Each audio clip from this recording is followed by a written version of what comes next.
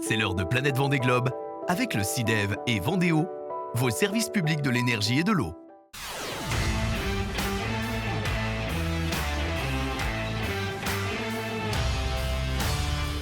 C'est la chronique Planète Vendée Globe et aujourd'hui, Alix Lanos s'intéresse aux exposants du village qui ont dû signer une charte environnementale avant de venir ici au Sables d'Olonne. Regardez. Vous le savez, je vous l'ai déjà dit, l'organisation du Vendée Globe veut réduire l'empreinte carbone sur le village. Alors tous les exposants ont eu à signer une charte s'engageant par exemple à ne pas utiliser d'objets à usage unique ou alors à favoriser une gestion responsable et circulaire des ressources. Et aujourd'hui, dans Planète Vendée Globe, on va voir exactement ce que ça veut dire. Je vous emmène à la rencontre des exposants. C'est parti. Alors, je m'approche de l'entrée Cap de Bonne-Espérance. C'est sympa ça comme déco. C'est fabriqué où? Alors en partie en France et en partie en Chine, parce que c'est du LED. Est-ce que vous avez eu à signer une charte des exposants pour être présent sur le village du Vendée Globe? Oui, tout à fait. Et donc il fallait s'engager à quoi dans cette charte? Alors c'est une bonne question. Je l'ai signée il y a fort longtemps. Ah, vous avez signé sans lire? Ah non, j'ai lu. J'ai lu, mais c'était il y a longtemps. Si, il y avait une charte par rapport à l'écologie. Pas distribuer trop de flyers, etc.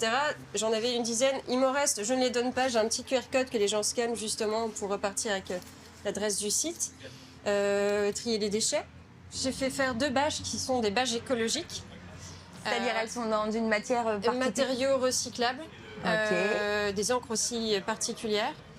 Mes luminaires sont en polyéthylène, un matériau 100% recyclable aussi. Waouh, vous êtes bon élève là. Je suis un peu, là, vous êtes quand même pas mal. Je me rattrape avec les LED. Voilà. Les LED qui viennent de Chine. Les LED qui viennent de Chine, malheureusement, ouais. Merci beaucoup. Merci à vous. Bonne journée. À vous aussi. Ah ouais, voilà.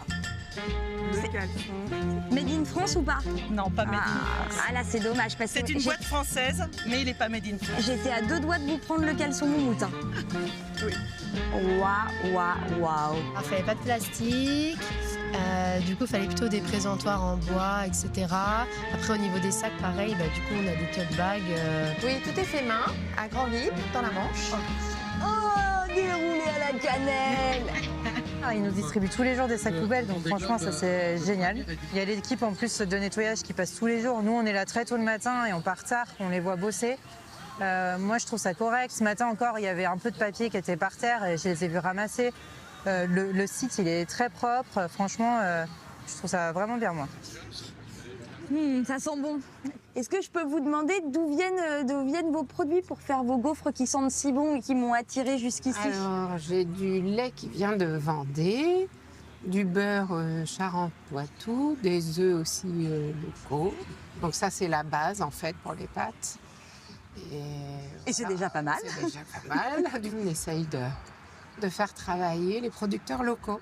Bon, écoutez, royal, hein, rien à dire. Vous cochez toutes les cases, c'est parfait. Merci. Et en plus, ça sent très bon. Je vais repasser vous voir, je pense, d'ici la fin de cette chronique. Merci beaucoup. Bonne journée. Bon, merci. Et entre une gaufre et une petite séance shopping, des exposants sont présents pour sensibiliser les visiteurs, par exemple au recyclage des mégots de cigarettes. Aujourd'hui, sur 3 fumeurs, il y en a toujours 2 qui jettent systématiquement leurs mégots par terre. Et chaque seconde, on en a 137 000 qui sont jetés par terre.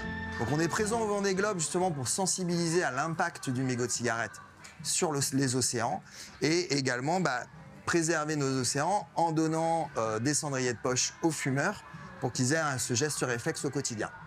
Si tu étais déjà là il y a 4 ans, est-ce que tu vois une évolution, toi, par rapport à la gestion des déchets, à l'implication, en tout cas à la volonté de faire mieux qu'il y a 4 ans? Alors tout à fait. En fait, depuis 4 ans, il y a une réelle évolution, déjà en termes de matériel. Avec des bornes de tri qui ont été mis en place sur l'ensemble du site, qui facilitent en fin de compte la captation des déchets, avec en plus le tri à la source. Et en plus, on a également une équipe de bénévoles, une brigade verte qui a été mise en place pour accompagner et sensibiliser les gens du village à avoir le bon geste. Donc il y a une vraie évolution depuis 4 ans et c'est plutôt bénéfique parce qu'on le voit sur l'état de propreté du village.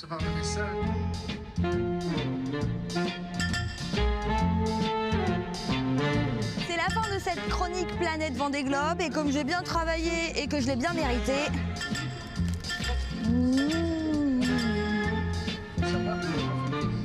ça sent le local. Hein.